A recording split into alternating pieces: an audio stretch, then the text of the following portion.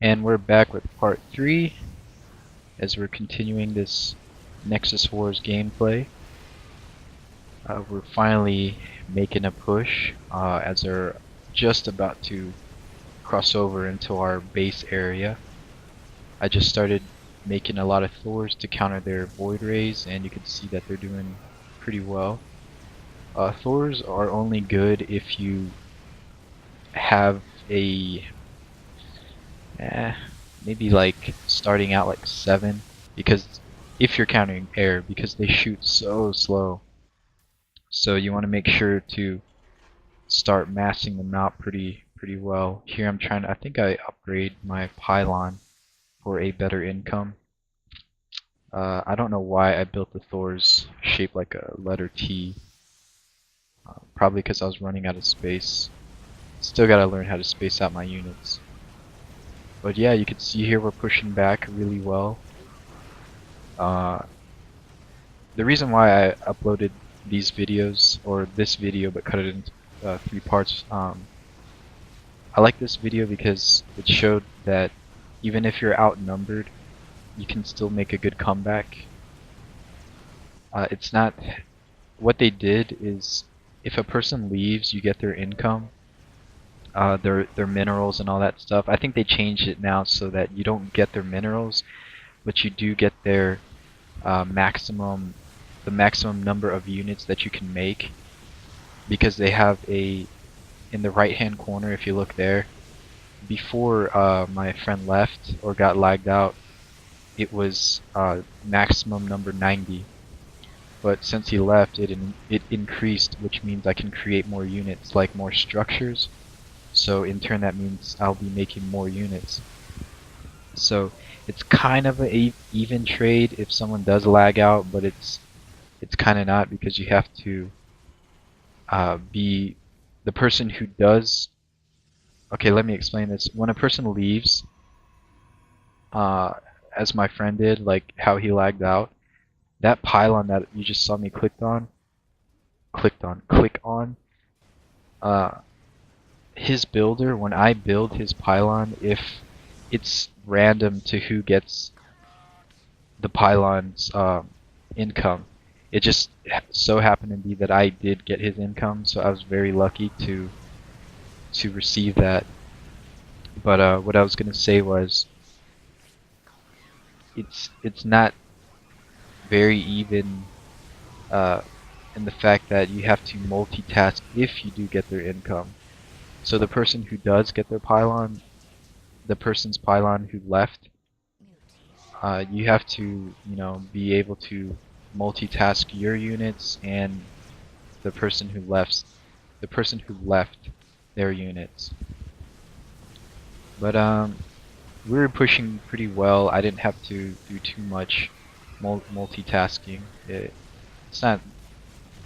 Basically, what I mean by multitasking is making your units and making the person who left their units as well. But as you can see here, it's just a huge clump of my units.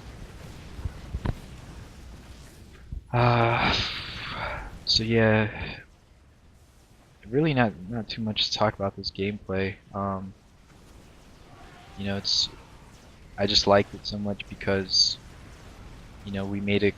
They were penetrating my base, and it was almost over. Like I had to choose to nuke it, and I really didn't want to, but it's better to nuke early than to lose like a photon cannon so early on, because it was just a waste of minerals if you do that. But yeah, I thought it showed, like, if you stay focused, don't freak out, that you can make a good comeback as we're doing now. This is all me, baby. So yeah, I don't think I need to talk about anything other about the gameplay. It's pretty self-explanatory, as you're seeing here, that I'm just demolishing the opponent's base. But yeah, if there are any UFC fans out there, let me know if you saw UFC 150, I think it was, Benson versus Edgar. 2.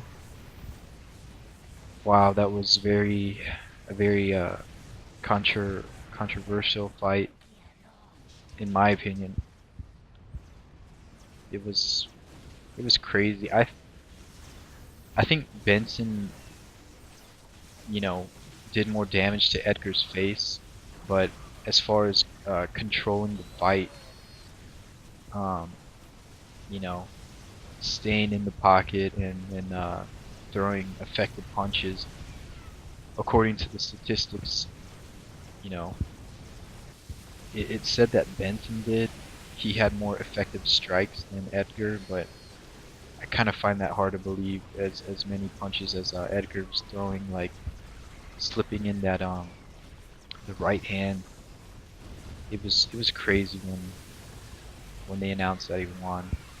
But I'm not a judge, so if anyone watch UFC, let me give your thoughts on it. I'd appreciate it. Can't wait for Dan Henderson versus John Jones. I know everyone thinks that's like a throwaway match because, you know, what does Dan Henderson have over John Jones besides power? John Jones has those lanky ass arms, and it seems unfair, but I hope Henderson can just knock him out. That kid needs some humbling, as Josh Koscheck would say.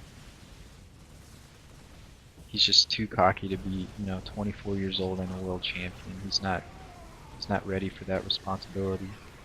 And he's talking about, like, before he talked about how Rashad Evans, like, before he fought him, he was like, Rashad Evans, like the showboat, blah blah blah. Is that who you guys want as your people's champion? And then what does John Jones do? He goes around and gets a DUI and crashes into some light pole or some crap like that.